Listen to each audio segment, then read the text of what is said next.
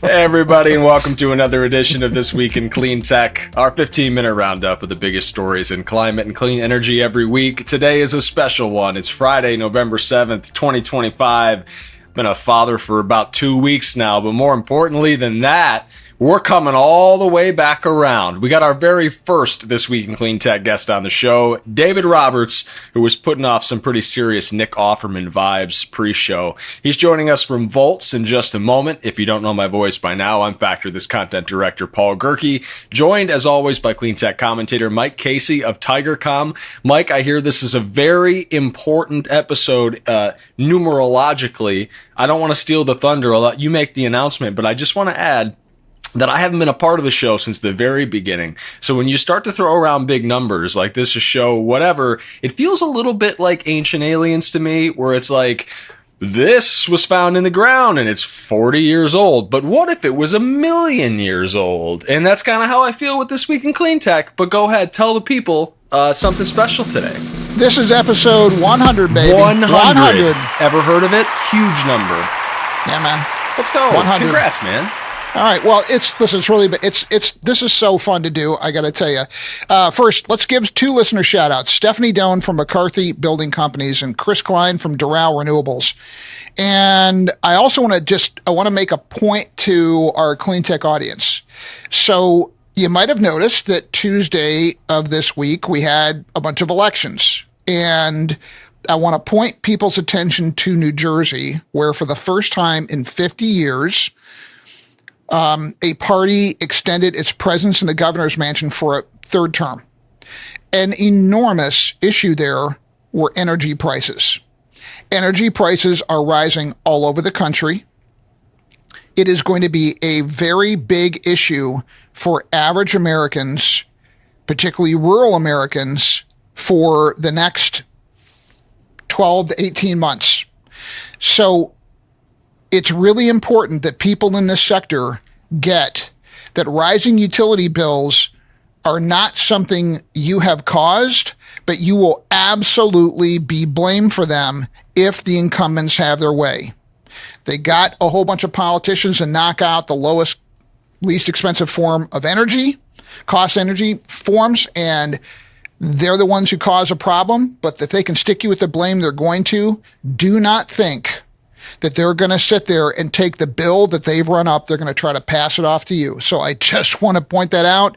And smarter people than me in this industry need to be on point thinking about that. I don't mean to jump in when you introduce smarter people than you in this industry. That was not my intent at all. But I do want to add, just living in New Jersey, Mike, that I'm sure that there are some sympathetic listeners that have been subjected to the same sort of advertising campaigns that I have over the last, feels like an eternity. And a lot of those ads seem to focus on now soon-to-be Governor Mikey Sherrill's position on renewables, with some really poorly clipped up interviews that seem to indicate that she thinks it's hilarious that everyone is going to pay more on their electricity bills, and grossly overestimating the impact of renewable energy generation on the electricity bills here in New Jersey. If 100%. People listen to this show, if they read about the industry, they know it's a super complex issue that goes far beyond some individual's position on whether or not wind energy belongs in a small percentage of our generation mix. I'm just very glad that truth in this instance won out, because I saw a lot of ugly, ugly lies regarding energy in the campaigns leading up to Election Day. I'm tired. I don't have to hear those lies on my television anymore. Mike Casey. Yeah. That will not be the end of those lies. And let's just note that we had that Shannon Osaka, the Washington Post, was on last week, and we were able to get her to admit that she had never heard a case from a serious person with real expertise make a case that renewables, utility scale renewables, increase the cost of power. Yeah, she gave a very diplomatic answer to that. She tried to think of a way to pull a punch there that I think she wanted to throw a little harder. But you're right, Mike. I think that's absolutely worth saying, worth pointing out. Right. We wanted to let you guys know, if you want to be on the show, have a suggestion, a story you'd like to see us cover, just reach out. We're easy enough to deal with. My email is paul.gerke@clarion.events.com. Mike, 5 stories on tap this week. What's number 1? Yeah, you know what's number 1? We were able to get Mendez out of jail in France, and he's now back in the States. Yeah, listen, I don't know if he found the jewels he hid under somebody's basement, but he's back now. The Louvre heist Thief is back, so he's back producing our show where he Fantastic. belongs. And our first story is written by Alexander White at the Financial Times, How Virtual Power Plants Could Meet Data Center Energy Demand. Mr. Gerke. Look at that. Distributed energy playing a big role. Rising electricity bills, obviously top of mind for a lot of folks. You may have seen a report come out of RMI, the Rocky Mountain Institute, about virtual power plants, better known as VPPs. Those are the distributed assets like solar panels, smart thermostats, batteries you can have in your home or your business, and they provide some flexible demand. So when electricity prices go up during evening peak, we're using a lot of electricity. These things can be triggered and they can send power back to the grid or support local communities. Flexible resources that are really just starting to see a lot more action lately. There's a lot going on in California with VPPs. Texas is a great VPP market right now. The report that we're talking about here estimated that the VPPs in general can exceed 20% of U.S. peak demand by 2030. That's a lot closer than it was yesterday, 2030, 5 years away, Mike. I mean, that just kind of shows where the technology's at now. I was talking to a VPP person not that long ago at RE+, who more or less confirmed my suspicions that it's not a technological hurdle anymore, Mike. It's about adoption. All the technology's there. We can take all these distributed technologies and have them work together, and they're a lot cheaper than building the big power plants, Mike. What did you think of this one? RMI, they say that there are several ways for data center developers to directly invest in VPPs so households and small businesses do not assume the cost. This helps data center operators avoid investing in costly infrastructure projects, reducing the risk of overspending. When future energy needs are uncertain, smaller scale assets are cheaper and faster to deploy than large power plants. This is another reason why data center developers are looking to VPPs as an attractive option. Story number 2, Mr. Gerke. Another softball. Speaking of attractive options, Paul. Oh, thanks, Mike. I really appreciate that. Story number 2.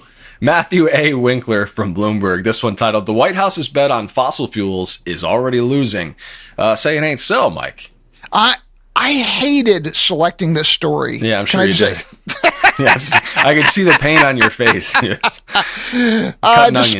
Despite the efforts by a certain leader of this country to weaken wind and solar initiatives, investment keeps pouring into clean power.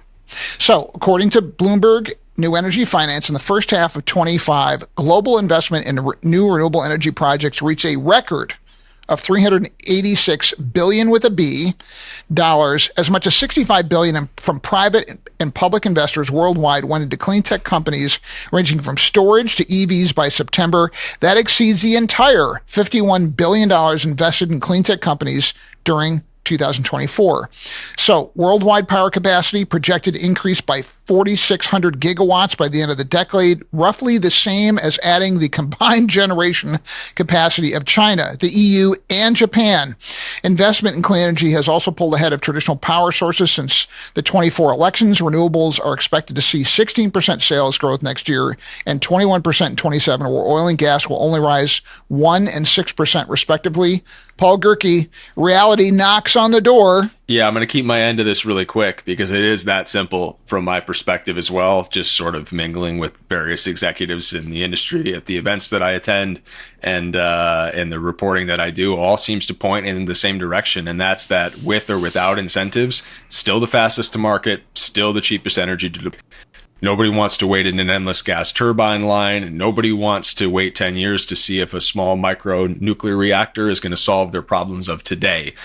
You can get a lot of battery and solar sites online within 12 to 18 months, and a lot of them can be built with flexibility to get bigger later. And that's something you can't necessarily do with a massive power plant either. Clean energy still has clear advantages whether or not there are subsidies available, although those developing would still like to take advantage of those subsidies as quickly and as efficiently as possible. Story number 3, Mike. Politico, Kelsey Tamburino, Jesse Blazer. Slow rollout throttled Biden's big clean energy ambitions, former staffers say. You don't say, Paul Gerke. So they dug up Biden's old energy agenda and they took the dirt off of it and they performed an autopsy. And they say that bureaucracy, indecision, fear of repeating past mistakes. It feels like I'm describing like the Democrats' issues in elections in general, but specifically in this instance about Biden's energy agenda. It's caused a sort of slow rollout of his clean energy ambitions. You might remember the big numbers thrown around with offshore wind and the 30 plus gigawatts. And where did we end up on that? It's kind of a mess at this point. The document shared that as the administration worked to build clean energy projects, they did underestimate how aggressively the incoming administration would just turn its programs upside down. 3 years after the IRA, only a handful of those big federally funded projects have actually broken ground. A lot of the public never actually saw the benefits promised by those projects. Just an example. President Biden's $7.5 billion effort to install a ton of EV chargers in the United States. By December of last year, there were less than 50 charging stations that had actually been built as a part of that initiative. Don't know what the number is now. Can't imagine it's grown by a huge amount. Mike, what did you think of this? So new staffers, mostly from the Biden Energy Department, are providing lessons learned. They wrote that the Biden legislative action was, quote, undercut by an executive branch machinery that defaulted to caution, process, and reactive strategies rather than speed, outcomes, and clear direction, end quote. Only 27% of the infrastructure law was spent. It's unclear how much of the IRA was spent since it's complicated to tally up. Regardless, the administration never got to show the full benefits before the political environment changed, showing how important it is to make benefits visible early. Paul, fourth story. You got to shoot your shot. I think that's in a lesson. That's how the kids still say that, shoot your shot. I don't know. Anyway, story number 4. Joe Barrett, former Twake guest Jennifer Hiller from the Wall Street Journal. This one titled $615,000 a day, order to keep coal plant open, ignites debate in Michigan. I'm sure you had a real tough time deciding to throw this one in too, Mike. Tell me about the coal plants in Michigan that we're paying to keep open. So U.S. Fracking Secretary Chris Wrong was pantsed several weeks ago by David Gellis of the New York Times, saying, I've been in this industry for 40 years, and I'd know if we were showered by corporate welfare. And those pro-renewable policies, those are subsidies, and they should stand on their own 2 feet. So then here comes Fracking Secretary Chris Wrong, showering the coal industry with subsidies. Isn't it time that coal, which by the way has been being burned for fuel for 250 years, isn't it time it stand up on its own 2 feet? So in May, Michigan coal-fired power plant, days from shutting down, most workers had retired or been reassigned, and then along comes this administration. They ordered the Campbell plant to stay open after declaring a grid reliability emergency due to rising electricity demand. The same thing happened with the coal plant in Pennsylvania. Keeping the coal plant open in Campbell Coal Plant has cost $80 million through September 30th, equivalent to $615,000 a day. Keeping aging fossil fuel plants open could cost U.S. consumers more than $3 billion each year. Reference our earlier conversation to rising electricity prices. This is according to a report by consulting firm Grid Strategies on behalf of environmental groups. The report warns that federal orders to keep plants running could incentivize other plants to claim they want to retire in hopes of receiving similar corporate welfare. Paul? There are 3 lessons here, Mike. The first is a universal lesson. The other 2 are lessons about how tone deaf all of this sounds. The universal lesson is the one we're starting with, and that's that none of us are going to get to retire, Mike. Just not going to happen, buddy. We're going to be working until we're dead after everyone else has gone home and they decided that we're no longer useful. Some asshole's going to come in the 11th hour and be like, actually, we're going to need you to get back to work, no matter how inefficient it is. The other 2 lessons, Mike, show just how tone deaf this whole thing is. One, the fact that the word clean has now been attached to coal. Have you noticed that it's clean coal now? It's like, yeah. You can't just call something clean. And it's kind of tone deaf even to assume that that's the benefits that people want to hear about now. Like, we just had a huge conversation about the cost and speed of deployment of energy. It's not the cleanliness that we're beating our chests about when it comes to solar and battery deployment. It's the speed in the market. To say that clean coal is going to improve the image is hilariously off base. And 2, lastly, before we bring our guest in, I just want to just highlight the fact that this seems to ignore the fact that utilities plan for this stuff like years and years and years in advance. Like Consumers already had, Consumers Energy, which owns Campbell in Michigan, had plans to replace that generation. They had bought a natural gas plant. They were bringing batteries and storage online. So just to swoop in and to kind of screw them and the utility payer in the 11th hour too and be like, oh, yo, never mind, actually, forget you had plans to close that. No, clean coal, brother. We love coal. It's just like, what are we doing, man? Anyway, clean coal is got to be one of the most contrived marketing ploys I've ever seen. What they're really saying is, we're going to take the carbon dioxide and we're going to stuff it underground. But what are you going to do about the 17 toxic pollutants that come from burning coal? We're going to scrub them. We're going to scrub them.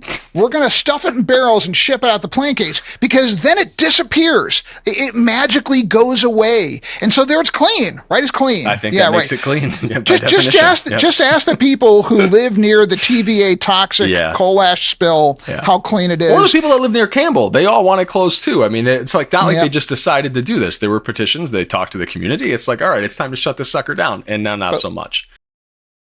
But anyway. Paul Gerke, we are dithering because we have guest number 1 who's come back to be guest number 100, David Roberts from the Volts Podcast. Welcome back, my friend. David. And you had an episode. We want to talk about Michael Liebreich on a pragmatic climate reset. All right, David, I have about 100 questions to ask, and we only have time for a few. So what was your big takeaway on talking to Michael Liebreich, who I got to say is one of the smarter people in this space, in my opinion? Don't always agree with him, but he is one smart dude. So what's your take? I have a lot of takes. I mean, I love Michael too. He's one of the smartest guys working, and I think he's actually doing God's work. He is in a world I have no access to, right? Rubbing shoulders with powerful people. He's in Davos, he's in small rooms with rich guys in suits.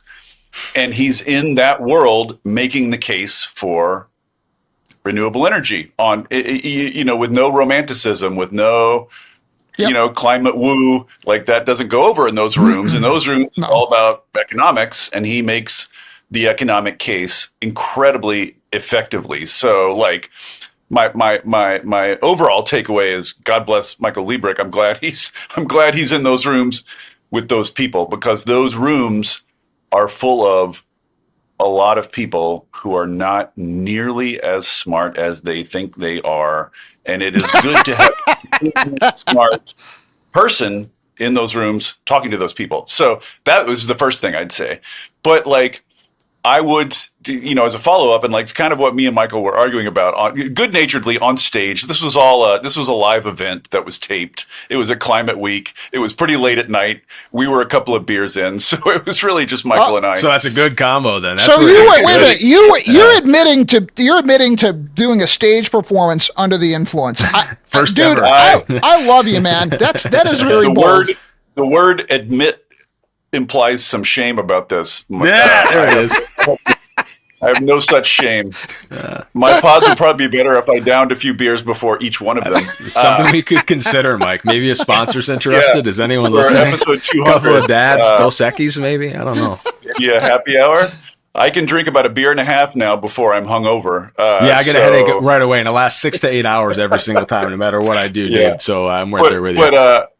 But the second thing, the thing Michael and I disagree about, and I think where we're arguing about, is I think part of what happens when you're in those rooms is that you get a certain picture of what opposition to climate action looks like, right? And it looks like guys in suits who are worried about the cost-benefit analysis and the long-term planning implications, et cetera, et cetera, et cetera.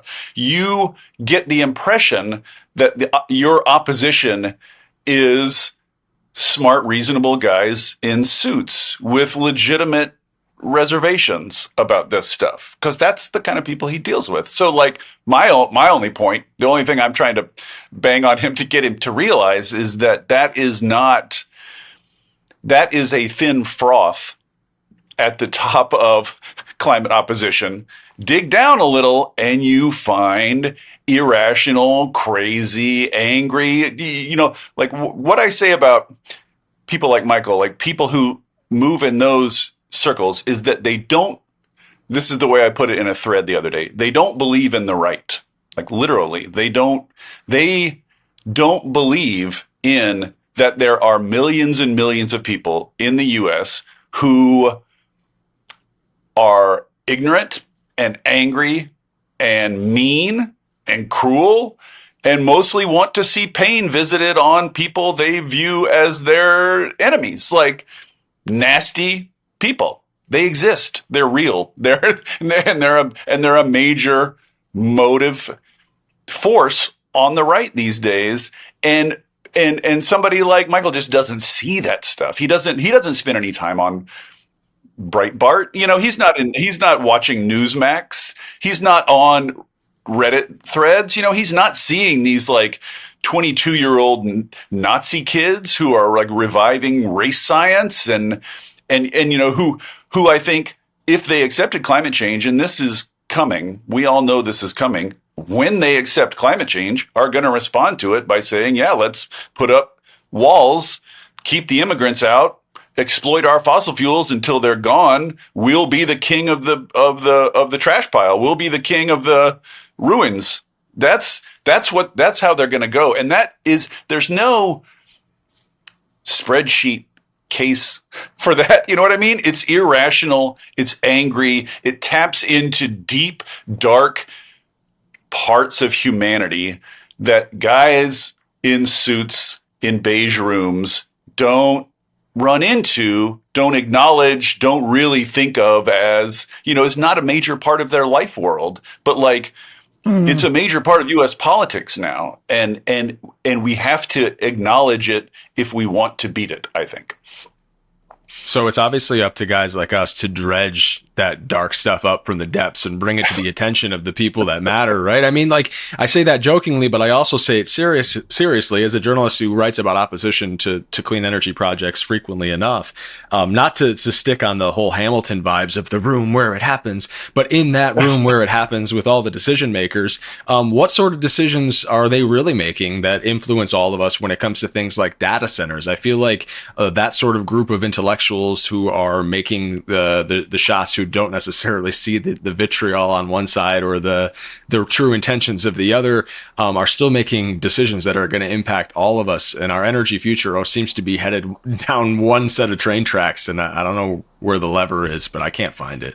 But I think, and this is Michael's whole case, I think, for his pragmatic climate reset. He's like, in those rooms with those guys in suits, those guys are subject to empirical argument eventually over some time horizon. So Michael can say confidently, like, if clean energy continues outperforming these other things, and like if VPPs keep getting cheaper, etc., eventually these guys will come. These guys will follow the money. They'll follow the empirics eventually. So his whole thing is, we don't need some big social political revolution. We don't need any sort of radical anything. We just need to plug away, and over the long term, it's going to work itself out. And if his opposition was truly just composed of those guys in suits, I believe it. Like they will follow the money eventually. This is like to touch on one of the previous stories you're talking about. You see this playing out now in the data center thing. The data centers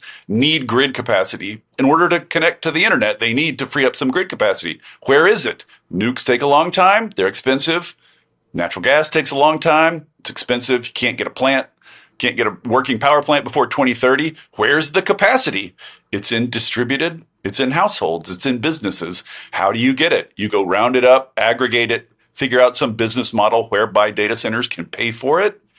Boom. That is inevitably happening because of the money, because of the empirics, because of the facts of the situation. So, like, from Michael's perspective, I think we're winning, not as fast and dramatically as we'd like, but we're winning. And if we keep plugging away, we'll win over the long term. That's kind of his perspective. And, we can go back and forth about how valid that is, whether the guys in suits from Exxon really are being honest when they're in rooms with Michael, et cetera, et cetera. But like, Yeah. I do see his point on that. But there are these other forces at work that are not following the empirics, that are very, like every conversation I have these days with one of these guys in suits, it feels a little surreal because as we're talking, masked federal troops are kidnapping U.S. citizens off the streets of wealthy